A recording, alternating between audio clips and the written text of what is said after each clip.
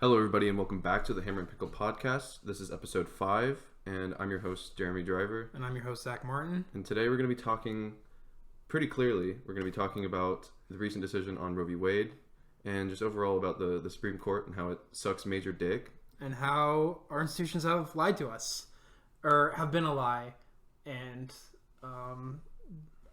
the ideas that America supposedly holds so tight and dear, such as democracy, freedom, personal choice. It's all falling apart. It's all falling apart. People are losing their rights. For the uninitiated, or I don't know, everyone listening knows, Roe v. Wade was overturned in a 6-3 Supreme Court decision over party lines just this past Friday. This was a decision we knew about based on a leak that came out in early May. Which is also kind of crazy that they leaked those documents. I mean, the way Supreme Court drafts are written they're like shared and kind of moved around a bunch. So I guess there's many opportunities for them to... I mean, yeah, it was probably some clerk that... Yeah. And it could have been on either side. It could have been on the conservative or the liberal side. I don't think it really matters. But either way, the decision's finally here. The official published court precedent is that Roe v. Wade is no longer the law of the land. That's fucking awful. Yeah, it's pretty bad. Now... We are two men talking about this. But, two cisgendered men. But I mean, we can. I don't think you have to be a woman to see that this is a horrendous attack on human rights. Not at all. I mean, yeah, obviously. And look, Roe v. Wade being overturned is not a full ban on abortion, but conservatives definitely want that. So yeah. I'm not trying to minimize it by stating that. And the tricky thing is, abortion care has already been severely limited. Pre certification of Roe v. Wade, like if you live in Missouri, Mississippi, Alabama, Louisiana, Georgia, Tennessee to some extent, you already had an extremely difficult time if you were a young poor person trying to get an abortion. And not even just legally. I mean, you'd be chastised by everyone around you. I mean, I see, living in the South, we see lots of groups of people on campuses and just in front of women's health care, reproductive health care centers.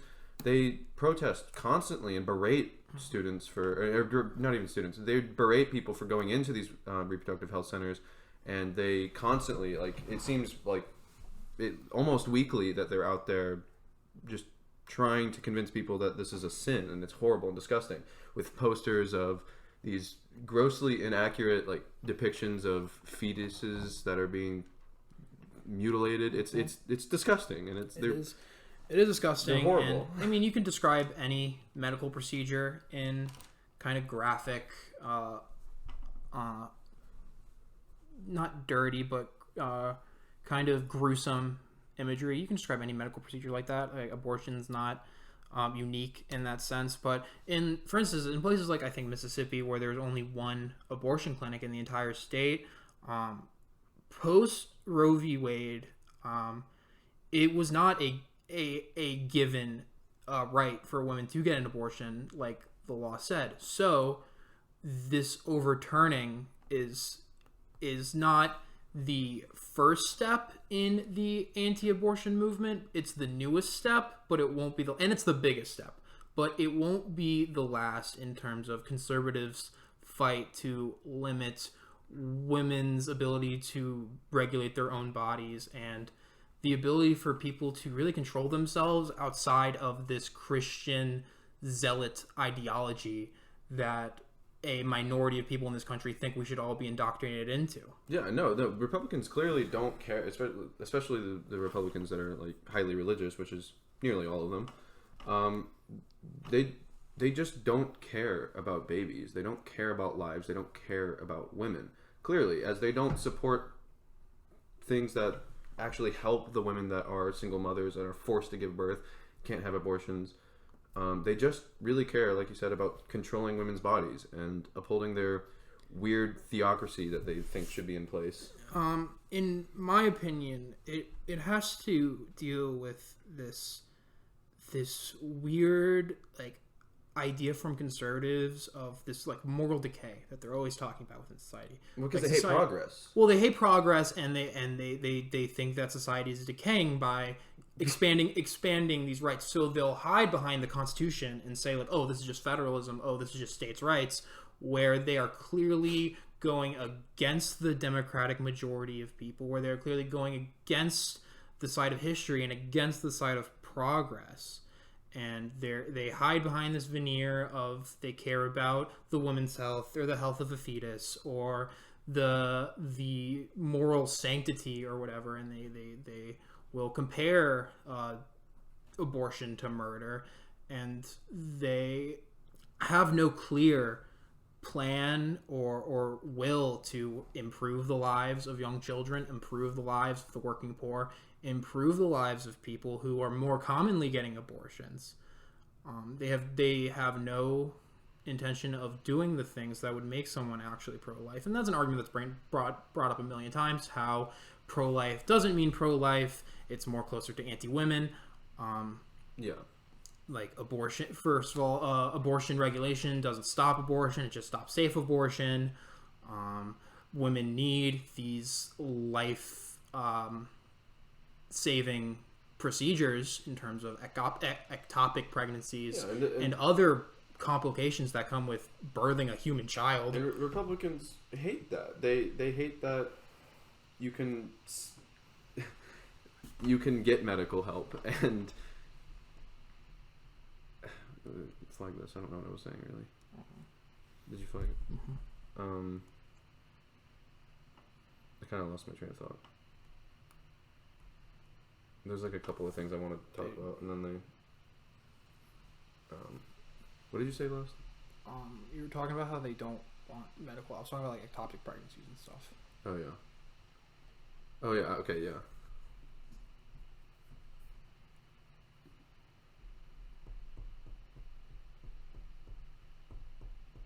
You still recording? Mm-hmm. Okay.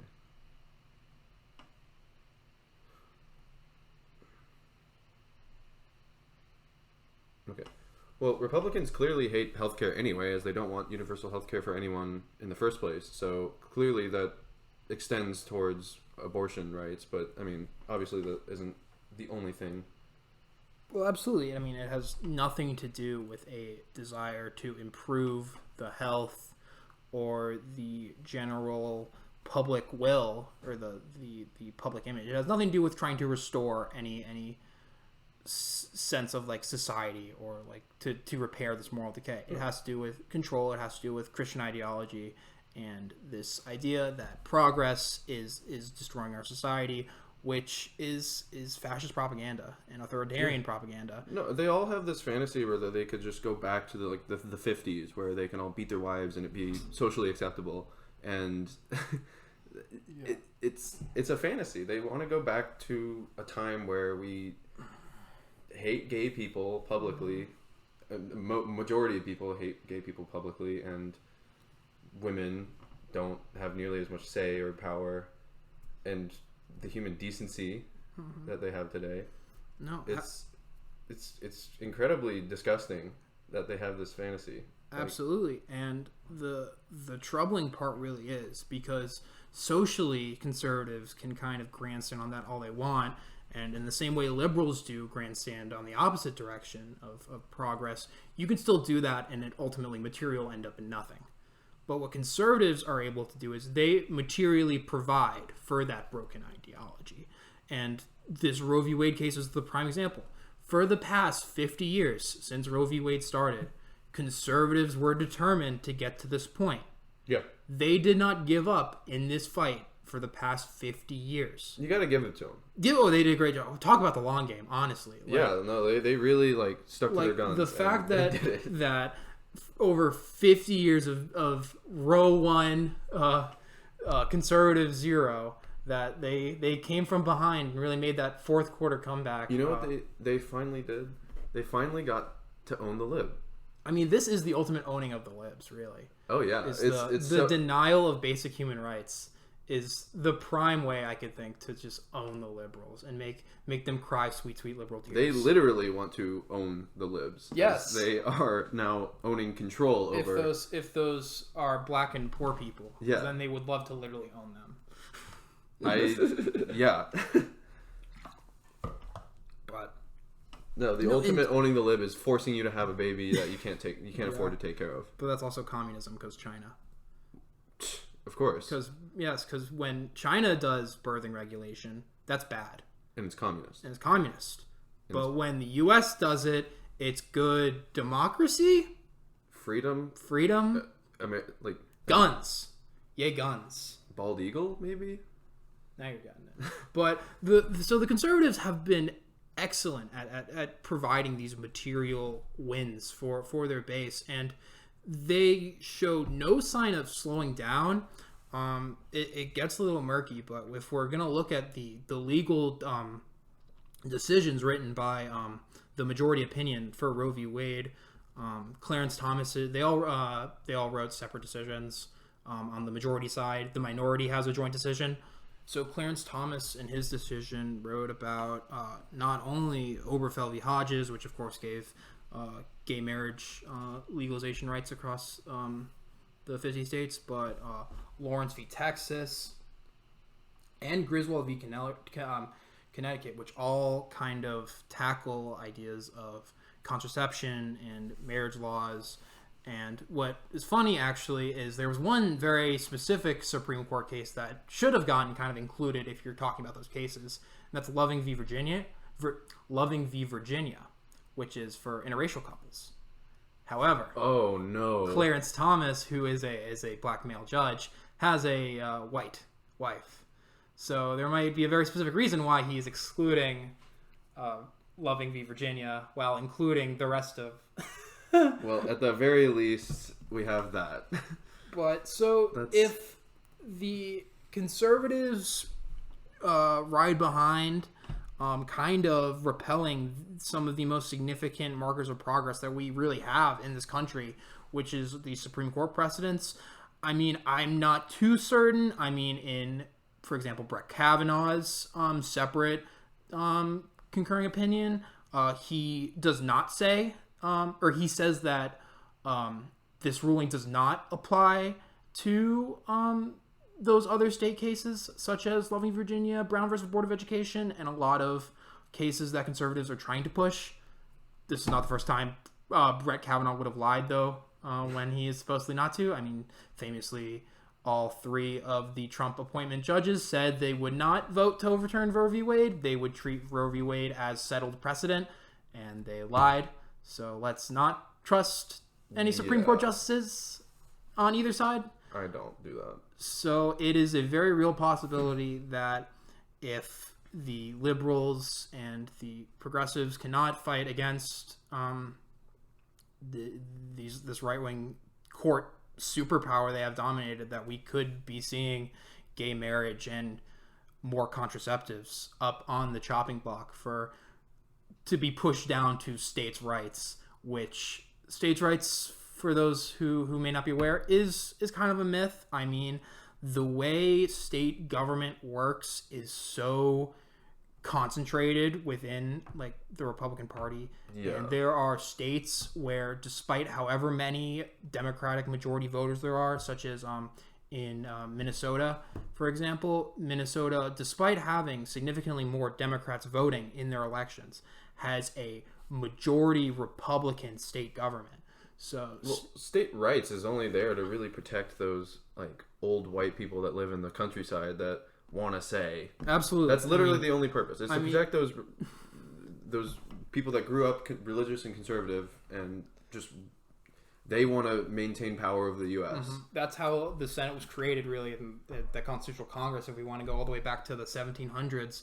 But well, I mean, it seems like we were going back to the 1700s. We might as well just reenact Jim Crow. I mean, that's what they want to do, clearly. They want to just reverse progress. Well, they wouldn't say reverse progress. They'd say, we think that it should be up to the states to decide if they want to discriminate on black and poor people. They want to go back to these traditional values and give the states rights to enact that. And it's It's ridiculous. So, in this illusion of states' rights and the idea that this is getting like pushed back to the people, unless there is a referendum that is going to be, which I'd be fine with, honestly, if we had like abortion referendums. I think it'd pass in all 50 states.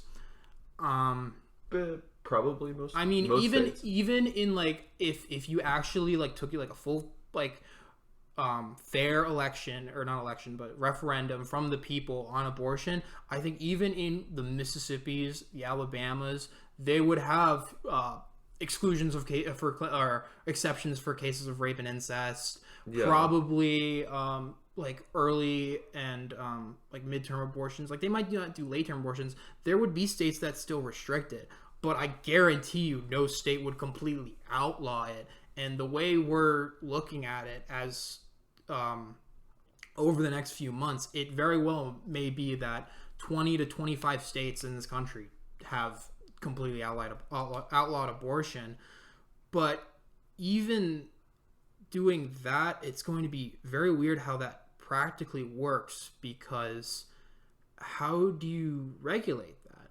I mean, what if a woman just has a miscarriage?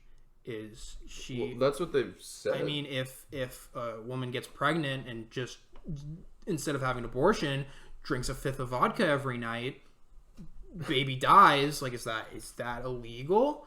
90% or over 90% of abortions are a pill. It's a doctor prescribes you, or it's a just a pill. You take it, and then you have a heavy flow period, very normal. Those pills are approved by the FDA. So states can't ban things that are FDA approved. Right. So is going to be taking these pills something that's still allowed as an abortion thing? It doesn't seem that they can regulate it. These aren't questions really that we've had to answer since in the past 50 years. But it's going to be interesting because... But it's so fucked up now that we actually are having to consider that. Absolutely, but like the kind of like legal brain in me is interested because like Louisiana, for example, like said that they would extradite people, or not, maybe not they would extradite people, but it was illegal to send someone birth control medication like over the mail or something for when these birth control, or they might have started to push that it might be illegal to have birth control in the mail, but like abortion pills, it's illegal to send over the mail or something. So can someone in California legally send, or I guess illegally send someone in Louisiana abortion pill? Will that person in California get extradited to Louisiana? That would be insane. I mean, it would be one of the craziest legal precedents to ever happen. I mean, It seems more likely than not. I mean, I don't know. What, are you a drug dealer at that point? Because you're giving people abortion like pills? I guess that's the argument is I mean, because like if just because you're a Colorado citizen, you can't send people... can you legally send weed in the mail? You can't. I don't think so. Yeah. I think you can send it in between legal states. Maybe I'm wrong. I guess also, but that would still be illegal in Colorado to mail cannabis across state lines. Probably. Well, either way, cannabis isn't considered federally legal anyway. So. No, it's not. So it's not FDA approved. Like, right. This is literally FDA approved abortion medication, where seemingly states can't do any more. I mean, they're going to try. What I kind of love about conservatives, or what makes me envy them, I guess would say, is they are not afraid to try anything. If they have an idea, they don't care what it takes. They don't care what it looks like. They don't care what laws they have to break, what hoops they have to jump through. They will get it done. They spent 50 years trying to overturn Roe v. Wade. They didn't give up on that like once. They were always talking about it. Yeah. And I mean, that's one of the reasons why I thought it couldn't happen, is because I thought it was more effective for Republicans to kind of rally behind and not actually do anything. Yeah, but then the Supreme Court got completely packed with like Republicans. Well, it was that, and I was wrong on the other side, to where it was actually Democrats who were effectively campaigning off of the fear that Roe v. Wade would get overturned, and they didn't really do anything about it. And that's what frustrates me so much with the Democratic Party. They do nothing. They do absolutely fucking nothing. They are the do-nothing Democrats. They will literally just sit and wait for Republicans to do shit like this. And then, I mean, I think Nancy Pelosi, on the very day, or maybe the next day or two, sent emails out asking everyone for $15. Oh, I got emails that night. I got text messages that night from the Democratic Party and from Joe Biden and Nancy Pelosi and oh damn, Roe v. Wade. Give me money. Give me money though, because it'll help undo what they just did. Yeah, probably, maybe not at all. The Democrats are just as, if not more, responsible for the overturning of Roe v. Wade. Barack Obama ran on codifying it. Joe Biden ran on codifying it. Hillary Clinton ran with an anti-abortion vice president. These Democrats didn't give a shit, and they don't give a shit. And it's their fucking fault. And we should not be giving these people a dime until they actually do something about it. Will they? I don't know. They claim they're going to codify it into law. Joe Biden has the military on his side. He could theoretically do whatever they want. Like, what? Joe Biden's going to come out and say, actually, no, I'm the president. I decided that abortion is still legal. Our institutions are meaningless anyway. Exhibit A. Well, I mean, as we talked in the past, what was it? Not the last episode, but the episode before, we talked about how Joe Biden has done jack shit, and that what are executive orders? Like, he has the power to have executive orders. Mm-hmm. Like, he hasn't done a single one, as far as I know. I mean, no, he has done some stuff. Like, I think he signed an executive order that gave $10,000 in student debt relief to people. That's right. There's been some slight stuff, but in terms of the expectation that should be held by Democratic voters, in terms of in relation to how the Republicans govern and how conservatives are able to appeal to their constituency, the Democrats do jack. And it is very frustrating. That's right, Jack. That's right. It's malarkey, Jack. And that's why it's so frustrating as a voter and someone who cares about these issues to just watch and feel kind of stunted in space and time, and just like I'm ashamed for this. I'm ashamed to be considered an American. I am completely embarrassed at this country. My American patriotism left me on Super Tuesday of 2019. So no, yeah. Basically, as soon as I started being interested in politics and really understanding what's going on in the U.S. today, is really what made me think like, oh, the U.S. is actually awful, and I have no reason to be like a patriot or to really believe in this country. Yeah. No. I mean, I could believe that this country could improve, but actually, after this, honestly, I don't think so. I mean, I like to think that there's always room for improvement. I do believe I'm that hopeful things for can the get better. future. This makes it a lot less likely. I am an optimist in a lot of ways. However, you cannot deny the reality of our institutions kind of just completely failing us. In this being the most obvious front, I mean, we could talk about kind of gun regulation, and of course the Supreme Court ruled that guns actually can't be regulated on the state level. In New York, the Supreme Court struck down a New York concealed carry ban.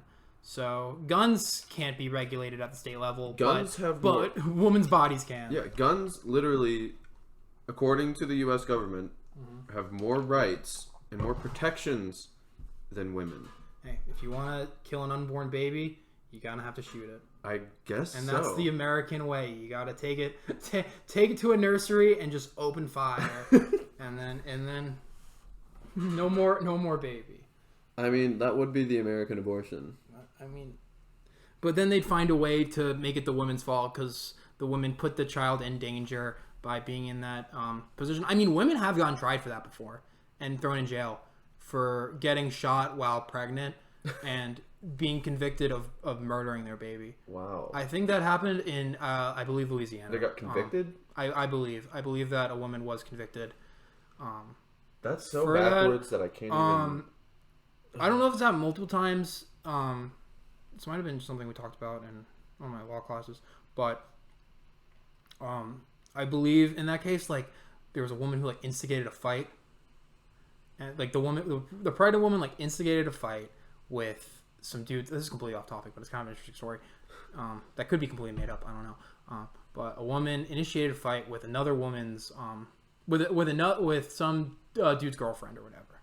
So the pregnant woman initiated the fight, and then she's like wailing at like, they're getting pretty aggressive or whatever. And then the boyfriend comes back with the gun, and it shoots the stomach of the woman. I think the baby dies, mother lives, mother's convicted of manslaughter. Wow. And I think the guy got off on self-defense or something.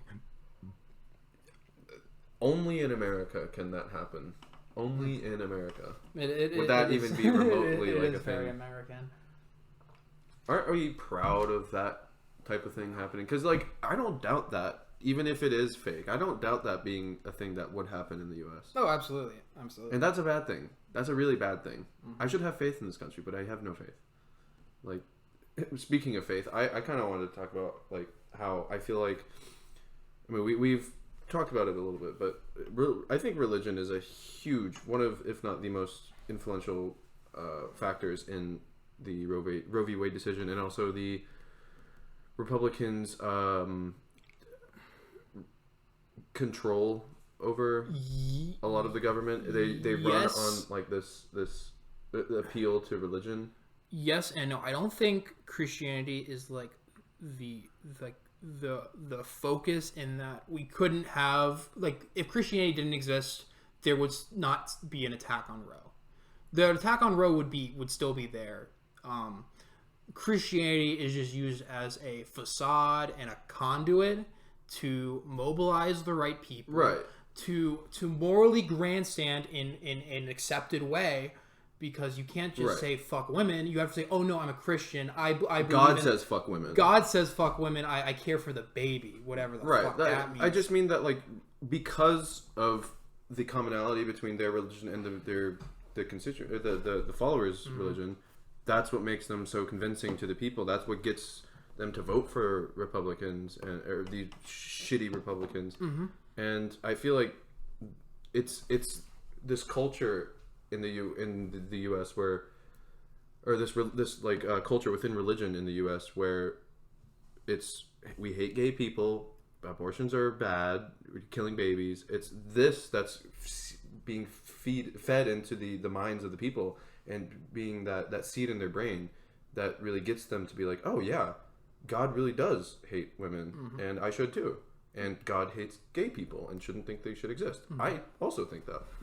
Well, I mean, if we wanted to, we could get even to a deeper conversation about how that's the entire kind of purpose of religion in a lot of ways, is to kind of gather large amounts of people, tell them the things they want to hear, make them feel good about themselves. In the case of Christianity, it's tell them the story of God's with you, don't worry, kind of the Jesus Savior story where he died for your sins, he loves you, he's going to protect you, everything's in his hands. It's very easy and digestible, especially in the time of its inception, where you didn't really have mass communication networks in the way you have today. Right. You were able to kind of just tell these mythological stories, which were used to kind of explain real phenomenon that people were experiencing. Mm-hmm. And in kind of the Judeo-Christian world, a lot of that's guilt, a lot of that's kind of fear, mm-hmm. A lot of needing acceptance, and Christianity provides that for so many, and that's why it's been so dominant throughout history. Yeah. And then what Republicans and people who benefit and profit from conservative capitalist ideology, they exploit that and use that to use this group of zealots as pawns. Right. And I think we should mention that, or at least I don't have a problem with religion. I think people should be able to believe what the fuck they want to believe. I think the way that religion has, like, specifically with this, like, seated itself in politics, mm-hmm. and being used as an excuse to pass some horrible shit is terrible, and mm-hmm. it makes me hate religion. Again, I don't care what anyone believes. I think that religion can be useful in a lot of aspects, in giving people a sense of community, in giving people a sense of morality. But when it's, like you said, being used and exploited by people in power, it turns into something that has... They're taking this power of the people and turning it into evil. I genuinely think so. Yeah, I mean, and I don't like you said, I don't have a problem with religion on a personal level either. However, I do think that kind of cultish attitude, that appeal to a central kind of authority is ultimately baked into the religious system and will ultimately always, without a doubt, as we've seen throughout history, be used by authoritarians and fascists for negative purposes. Yeah. And in my opinion, that kind of, to some extent at least, discounts religion as a whole, as a whole positive. But I mean, I'm not going to stand between anyone and their personal beliefs until they start affecting others, and which they have. Yeah, I mean, without a doubt. And it's crazy to me how zealot Christians in this country are so comfortable and willing to force their beliefs and their ideology onto the greater populace, when they're the ones complaining about gay people pushing their ideologies on people. Absolutely. I mean, there's no material basis for their concerns, and they're hypocritical. I mean, that's kind of the conservative party in a nutshell, is no material basis and just complains a lot. But and that's what they try to paint, like, liberals as. They're just complaining all the time, when they're the ones that are like triggered, and they're the ones that are like... Oh yeah, nobody complains more than conservatives. Conservatives, like, going back to when Roe v. Wade documents were first leaked, like, conservatives were complaining about how this was a violation of the Supreme Institution or whatever. Conservatives will always find a way, even when it's in their benefit. I haven't seen them really do this with Roe v. Wade, which is, you can tell, is like such a huge win for them. They haven't been able to do this. Is they will always flip the perspective and make them on the offense or on the defense. Yeah. They are always the ones under siege. They are always the ones being under attack. They're the ones upholding like normalcy. Exactly. They are the defenders of the status quo, but they always make it seem like they are on their back heels, like fighting from all ends, like this onslaught of like leftist violence, which just isn't happening. No. If anything, it's the complete opposite. The conservatives have a lot of power in this country, and leftists absolutely have no power. Like, and they're the ones being like constantly attacked and outnumbered and being told that they're wrong in this country. Mm-hmm. Do you know how much power conservatives have in this country? Well, apparently they have enough power to rip the human rights from half the people. Democrats control the popular vote, the presidency, the House, and the Senate, and conservatives still manage to overturn Roe v. Wade. I am done about hearing how powerful your random ass purpled hair liberal is. I'm done with hearing that they are the end all be all of political power, that these are the people who are pushing a woke agenda. None of it's true. It hasn't been true. Nothing has materially come from a quote unquote gay agenda. But we are seeing the Christian theological agenda shoved in our face, and conservatives are still going to be able to turn around and make it about gay people or transphobia or something. Yeah. They're portraying themselves as if they're constantly under attack, and even when it comes to states' rights, they'll still say they're attacked. Like, I mean, there's been the great conservative migration to Texas, and everyone's and all the conservatives are like, don't you dare mess with my Texas laws, and don't you think we're gonna be letting that California shit into Texas? And it's all just moral grandstanding BS. Because conservatives don't care about states' rights. They don't care about the Constitution. They don't care about really anything unless it benefits them in some way, shape, or form. And I mean, liberals aren't that much different But I mean, they would throw states' right out of the water if they still gave them the ability to oppress women and people of color. I mean, absolutely. That's all they want. I mean, yeah, absolutely. Well, they want states' rights to do said things. Right. That's why they want states' rights, because they have that voter base in those state lines. Because they know it's like, well, if we ask everybody, they're going to say no. But if we ask our small group of crazy constituents who live in the backwoods of Alabama what we think about Jim Crow, they're going to be like, well, this is my time to shine, brother. They'll just start shooting their pistols.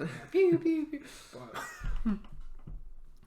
But it's all very, very frustrating. I hate how the ineffectiveness of the Democratic Party has led us to this point. How Ruth Bader Ginsburg, everyone's favorite girl boss slay queen, is not solely responsible, but might be the most single influential person in this decision from a liberal side. If I had to point at it, it would be probably her or Hillary Clinton. It's not a great day for the girl bosses in the Democratic Party. No. Good old RGB. She really just had to girl boss it up and stay in office. Yeah, she really just had to use that lifelong tenure to death. Literally to death. That's another thing. So, the Constitution grants Supreme Court justices their jobs for life with good behavior. That's the interpretation. I don't think this can be considered good behavior. Jesus Christ. Well, I mean, no. There's an argument for impeaching all of the justices who lied in front of Congress. My good man Clarence Thomas, actually. I mean, I don't know if you know about this, but in the January 6th commission that's currently going on, which I do want to talk about in a future episode. Yeah. Well, maybe when there's more information and stuff. Maybe once that's all done. But there was a documentary from that day that was supposed to be brought in to the January 6th commission, and Clarence Thomas was the sole vote vetoing or striking down that should be allowed as evidence. But Clarence Thomas's wife was involved in January 6th and there at the Capitol. Oh. So it's very interesting that he didn't, recuse himself for such a glorious conflict of interest. But I mean, these judges are definitely not above persecution. I mean, they're legally I think it's weird saying that they're on a higher legal degree than me. Just reading their decisions and stuff, they don't know what they're fucking talking about. They're just making it up. Constitutionalism is supposed to be this or formalism is supposed to be this long founded stringent tradition that's based on an idea that only the most intellectual of intellectuals can decipher this complicated document. And it's the same idea of the God Kings being the only people that can translate the Bible, and we're just not worthy of reading the scripture of this precious document. I mean, I've never thought about it that way. That is so true. It's all BS. I mean, it's literally a piece of paper written by some 30-somethings white slave owners who failed the first time after a couple years. They tried the Articles of Confederation, that didn't work. We just stuck to the second draft. We really did. Is it. And then this has to be the final decision. For some reason, a decent portion of Americans in power were like, okay, we have to keep this forever, and there's no changing it, and this word is gospel. Where that's crazy. The U.S. Constitution is the oldest constitution in the world. That's not a good thing. No. I mean, if we want to compare us as civilizations to China, UK, and these empires that have been around for centuries, I mean, we don't have the culture or the tradition of these. I mean, at least their institutions have somewhat of a more legitimate claim to legitimacy, but I mean, does it really amount in anything kind of substantial?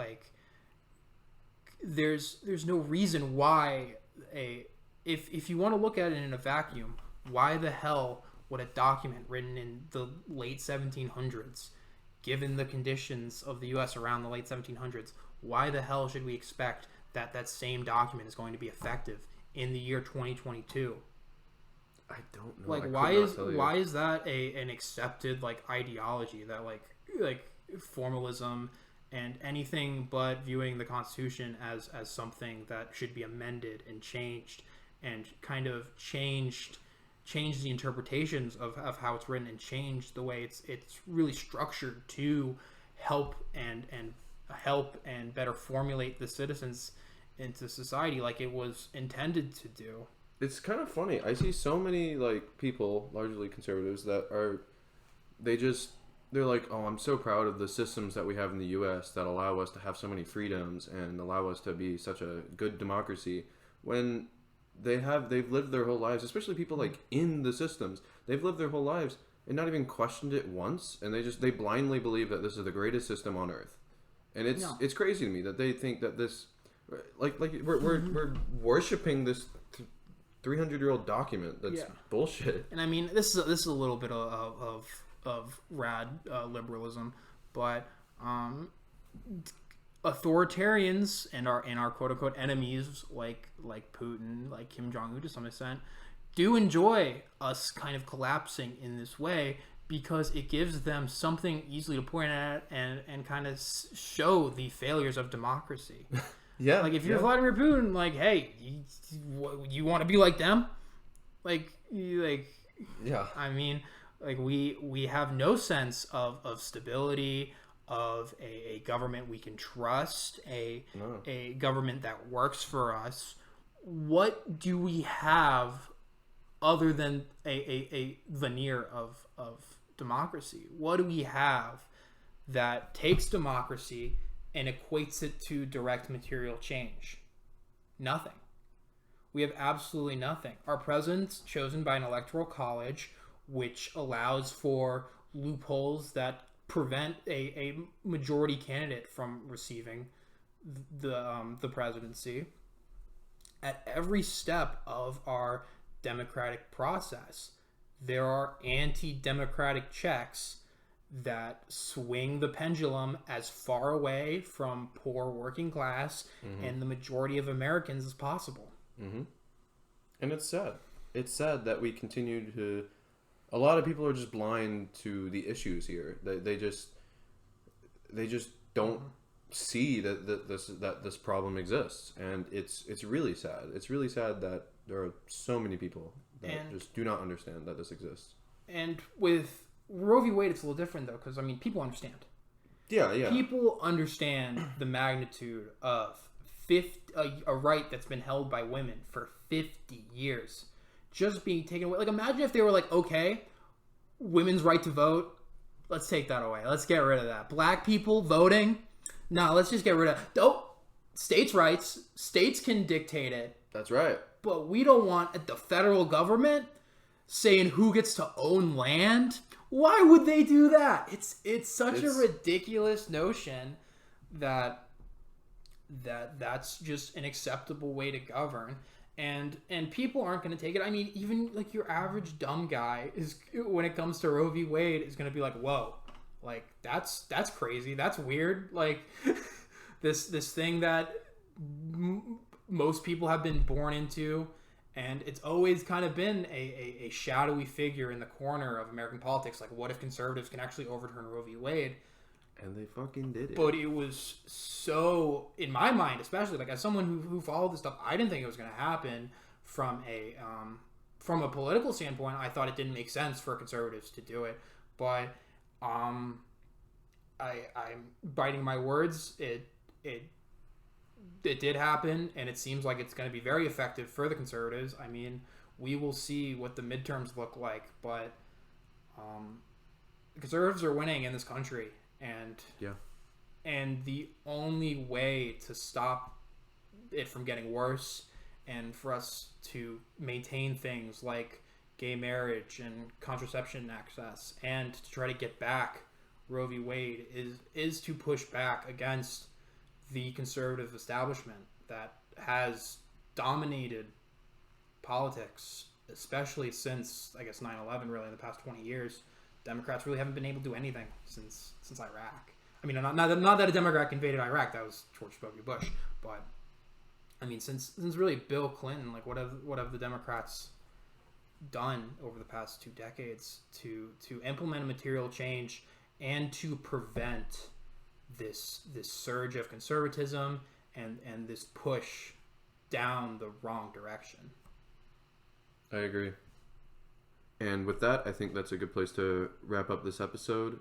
We had a great episode. Next week, we're going to be talking about hopefully some more interesting stuff. Updates on the January 6th Commission. I wouldn't say more interesting, but less pessimistic, less hopeless. Yeah, that's kind of what I meant. Less human rights violation-esque. Yeah, more fun. Maybe we'll have some we fun can stuff. Tease at. I mean, we're going to say that like every other week. Yeah, but it just keeps getting worse. Something terrible is going to happen. We're just going to be like, oh, we got to do a sad episode. There's going to be another shooting. There's going to be another right taken away or something. Eventually, something good is going to happen, right? Well, we'll have to see next week. I guess. Stay tuned. Bye-bye.